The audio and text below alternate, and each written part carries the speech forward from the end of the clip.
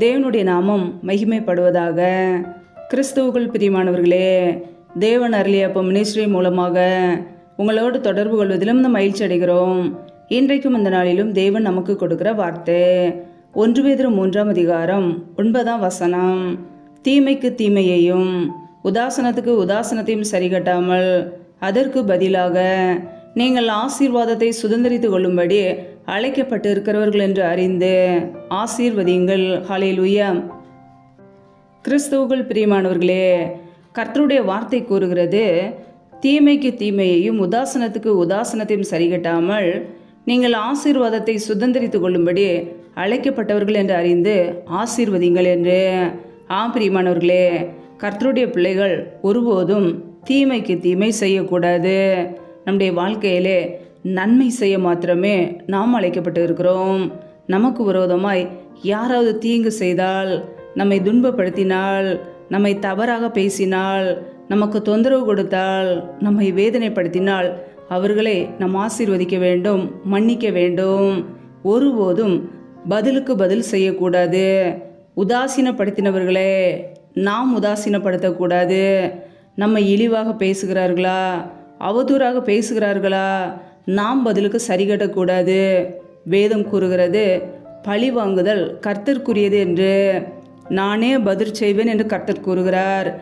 பிரியமானவர்களே, நம்முடைய வாழ்க்கையிலே நமக்கு விரோதமாய் யாரெல்லாம் எழும்பி தீங்கு செய்கிறார்களோ, யாரெல்லாம் நம்மை துன்பப்படுத்த நினைக்கிறார்களோ, நம்மை அவமானப்படுத்த நினைக்கிறார்களோ, நமக்கு விரோதமாய் பில்லி சூனியங்களை செய்கிறார்களோ, மாந்திரிகங்களை செய்கிறார்களோ, நாம் பதிலுக்கு சரிகட்டாமல் தேவனுடைய சமூகத்திலே அர்ப்பணிக்க வேண்டும். தீமைக்கு தீமை ஒருபோதும் நாம் செய்யக்கூடாது. கர்த்தருடைய பிள்ளைகள் பொல்லாப்பான காரியங்களை விட்டு விலகி நன்மை செய்ய அழைக்கப்பட்டு இருக்கிறோம். பிரியமானவர்களே, ஒருபோதும் பதிலுக்கு பதில் செய்யாதபடிக்கு கர்த்தருடைய பிள்ளைகள் தீமையை விட்டு விலகுவோம், மற்றவர்களை மன்னிப்போம். ஹல்லேலூயா. நீங்கள் ஆசீர்வாதத்தை சுதந்திரித்து கொள்ளும்படி அழைக்கப்பட்டு இருக்கிறவர்கள் என்று அறிந்து ஆசீர்வதியுங்கள். பிரியமானவர்களே, தீமை செய்தவர்களை நாம் ஆசீர்வதிக்க வேண்டுமாம். உதாசீனப்படுத்தினவர்களே, நம்மை தவறாக பேசியவர்களே, நம்மை தூற்றி திரிந்தவர்களே நாம் ஆசீர்வதிக்கும் போது தேவன் நம்மை ஆசீர்வதிப்பார். ஹல்லேலூயா. வேதத்திலே கர்த்தராகிய இயேசு கிறிஸ்து மலை பிரசங்கத்திலே நமக்கு கற்றுக் கொடுத்த காரியம், மத்தேயு எழுதிய சுவிசேஷ பகுதி 5:44 நான் உங்களுக்கு சொல்லுகிறேன், உங்கள் சத்துருக்களை சிநேகியுங்கள், உங்களை சபிக்கிறவர்களை ஆசீர்வதியுங்கள், உங்களை பகைக்கிறவர்களுக்கு நன்மை செய்யுங்கள், உங்களை நிந்திக்கிறவர்களுக்காகவும் உங்களை துன்பப்படுத்துகிறவர்களுக்காகவும் ஜெபம் பண்ணுங்கள். இப்படி செய்வதினால் நீங்கள் பரலோகத்தில் இருக்கிற உங்கள் பிதாவுக்கு புத்திரராய் இருப்பீர்கள் என்று அவர் நமக்கு கற்றுக் கொடுத்திருக்கிறார். பிரியமானவர்களே, சத்துருக்களை நேசிக்க அழைக்கப்பட்டு இருக்கிறோம். சபிக்கிற ஜனங்களை ஆசீர்வதிக்க அழைக்கப்பட்டு இருக்கிறோம். பகைக்கிற ஜனங்களுக்கு நன்மை செய்ய அழைக்கப்பட்டு இருக்கிறோம். நம்மை நிந்திக்கிறவர்களுக்காக, நம்மை தவறாக பேசியவர்களுக்காக, நம்மை துன்பப்படுத்துகிறவர்களுக்காக ஜெபிக்க அழைக்கப்பட்டு இருக்கிறோம். இப்படி செய்வதினால் நம் பரலோகத்தில் இருக்கிற பிதாவுக்கு பிள்ளைகளாய் இருக்கிறோம். நம்முடைய வாழ்க்கையிலே நம்மை நாமே ஆராய்ந்து பார்க்க வேண்டும். இப்படிப்பட்ட காரியங்களை நாம் செய்கிறோமா? நமக்கு விரோதமாய் எழும்பியவர்களை ஆசீர்வதிக்கிறோமா? நமக்கு தீமை செய்ய நினைக்கிறவர்களுக்காக ஜெபிக்கிறோமா? நம்மை துன்பப்படுத்துகிறவர்களுக்காக ஜெபிக்கிறோமா? நம்மை நாமே ஆராய்ந்து பார்க்க வேண்டும். நம்முடைய வாழ்க்கையிலே தீமைக்கு தீமை ஒருபோதும் செய்யக்கூடாது, சரிகட்டக்கூடாது. அதற்கு பதிலாக நாம் ஆசீர்வாதத்தை சுதந்திரித்து கொள்ள ஆசீர்வதிக்க வேண்டும். ஹல்லேலூயா. நாம் தேவனுடைய வார்த்தைகளுக்கு கீழ்ப்படியும் போது தேவன் நம்மை ஆசீர்வதிப்பார். ஒருபோதும் பதிலுக்கு பதில் செய்யாதபடிக்கு, நமக்கு அவர்கள் தீமை செய்ததினாலே பதிலுக்கு நாம் தீமை செய்யாதபடிக்கு தேவ சமூகத்தில் அர்ப்பணிக்க வேண்டும். அவர்களை மன்னித்து மறந்து ஆசீர்வதிக்க வேண்டும். அதையே தேவன் நமக்கு கற்றுக் கொடுக்கிறார்.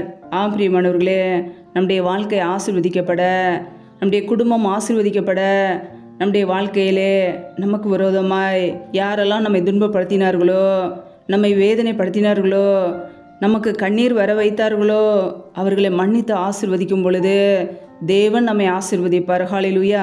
சத்துருக்களுக்கு முன்பாக நம்முடைய தலையை உயர்த்துகிற தேவன். ஹல்லேலூயா. நம்மை கர்த்தர் ஆசீர்வதிப்பார். மரண பரியந்த நம்மை நடத்துவார். நம்மை அவர் உயர்த்துகிற தேவன். நாம் அவருடைய சத்தத்துக்கு செவி கொடுக்க வேண்டும். அவருடைய பிள்ளைகளாய் வாழ வேண்டும். நம்மை துன்பப்படுத்தியவர்களுக்காக ஜெபிக்கும் பொழுது, சத்துருக்களை நேசிக்கும் பொழுது, சபிக்கிற ஜனங்களை ஆசீர்வதிக்கும் பொழுது கர்த்தர் நம்முடைய குடும்பத்தை ஆசீர்வதிக்கிறவராய் இருக்கிறார். ஹல்லேலூயா. கர்த்தருடைய பிள்ளைகள் பொல்லாப்பான காரியங்களை விட்டு விலகுவோம். தீமையான காரியங்களை விட்டு விலகுவோம். நன்மை செய்வோம். சமாதானத்தை தேடுவோம். கர்த்தருடைய பிள்ளைகளை வாழ்வோம். கர்த்தர் நம்மோடு கூட இருந்து நம்மை வழிநடத்துவாராக. ஆமேன். நம்மை நாமே தேவ சமூகத்திலே தாழ்த்தி அர்ப்பணித்து ஜெபிப்போம். ஜெபம். எங்களை அதிகமாய் நேசிக்கிற எங்கள் அன்பின் பரலோக தகப்பனே, மை துதிக்கிறோம், ஸ்தோத்தரிக்கிறோம். அப்பா, இந்த இரவு வேலைக்காக மை துதிக்கிறோம், ஸ்தோத்தரிக்கிறோம். ஒவ்வொரு நாளும் கண்ணின்மணி போல எங்களை பாதுகாத்து கிருபையோடு, ஜீவனோடு, சுகத்தோடு, பலத்தோடு, ஆரோக்கியத்தோடு எங்களை வைத்திருக்கிறீரே. நன்றியப்பா. இணைந்திருக்கிற ஒவ்வொரு குடும்பங்களையும் நம்முடைய கரங்களிலே தருகிறோம். கர்த்தர் தாமே ஒவ்வொரு குடும்பங்களையும் பாதுகாத்து கொள்வீராக, ஆசீர்வதிப்பீராக. பிள்ளைகள் செய்கிற எல்லா காரியங்களையும் ஆசீர்வதிங்கப்பா. வேலைகள், வியாபாரங்கள், தொழில்கள் எல்லாவற்றையும் ஆசீர்வதிங்க. கைகளின் பிரயாசங்களை வர்த்திக்க பண்ணுங்க, பெருக பண்ணுங்க. யாரெல்லாம் கடன் பிரச்சனையிலே, உபத்திரவத்திலே கண்ணீரோடு வாழ்கிறார்களோ, நிம்மதியில்லாமல் கஷ்டப்படுகிறார்களோ, கர்த்தர் அந்த குடும்பங்களை தொட்டு ஆசீர்வதிங்கப்பா. பிள்ளைகள் வாழ்க்கையில் உள்ள கடன் பிரச்சனையை நீக்கி ஆசீர்வதிங்க. பிள்ளைகளை கடன் கொடுக்கிறவர்களாய் மாற்றுங்க. தரித்திர நிலைமைகள், வறுமைகள் எல்லாம் இயேசு கிறிஸ்துவின் நாமத்தினால நீங்கி போகட்டும். ரீபா ரபா ரபா தூரபா கத ரபா ரியாக்கபர சந்த ரதன ஹதுரபா. கர்த்தரை ஆசீர்வதிக்க போகிற கிருபைக்காக உமக்கு ஸ்தோத்திரம், ஸ்தோத்திரம், ஸ்தோத்திரம். யாரெல்லாம் பலவீனத்தோடு, வியாதியோடு கஷ்டப்படுகிறார்களோ, கர்த்தர் அவர்களை தொட்டு சுகமாக்குவீராக. உடைய சுகமாக்கும் கரம் பிள்ளைகளை தொட்டு இப்பொழுதே சுகமாக்கட்டும், விடுதலையாக்கட்டும். பலவீனத்திலே உடைய பலன் பரிபூரணமாய் விளங்கட்டும். ஆசீர்வதிங்கப்பா. யாரெல்லாம் வேலை இல்லாமல் கஷ்டப்படுகிறார்களோ, பிள்ளைகள் படிப்பு கேட்டனால வேலைகளை ஏற்படுத்தி கொடுங்க. தடைகள் எல்லாவற்றையும் நீக்கி போடுவீராக. யாரெல்லாம் திருமணமாகி நீண்ட நாட்களாக குழந்தை இல்லாமல் குழந்தைக்காக கண்ணீரோடு பாரத்தோடு ஜெபிக்கிறார்களோ, கர்த்தர் அவர்களை ஆசீர்வதிங்கப்பா. அண்ணாளுடைய ஜெபத்தை கேட்டு ஆசீர்வதித்தது போல பிள்ளைகளையும் ஆசீர்வதிங்க. கர்ப்பத்தின் கனி தடைகள் எல்லாம் இயேசு கிறிஸ்துவின் நாமத்தினால நீங்கி போகட்டும்.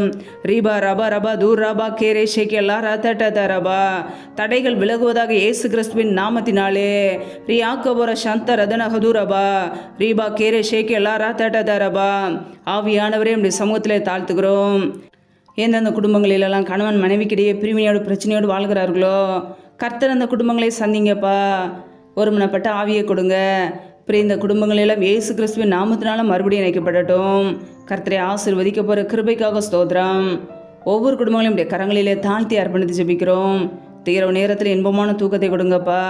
சத்துரு கொண்டு வருகிற போராட்டங்கள், பிரச்சனைகள், மரண பயங்கள், இருளின் அதிகாரங்கள், ஆபத்துகள், நாச மோசங்கள், தீமைகள், விக்னங்கள் எல்லாவற்றிற்கும் விலைக்கு ஒவ்வொரு குடும்பத்தையும் பாதுகாத்து கொள்ளுங்க. இரத்த கோட்டைகளை முடி மறைத்து கொள்ளுங்கப்பா.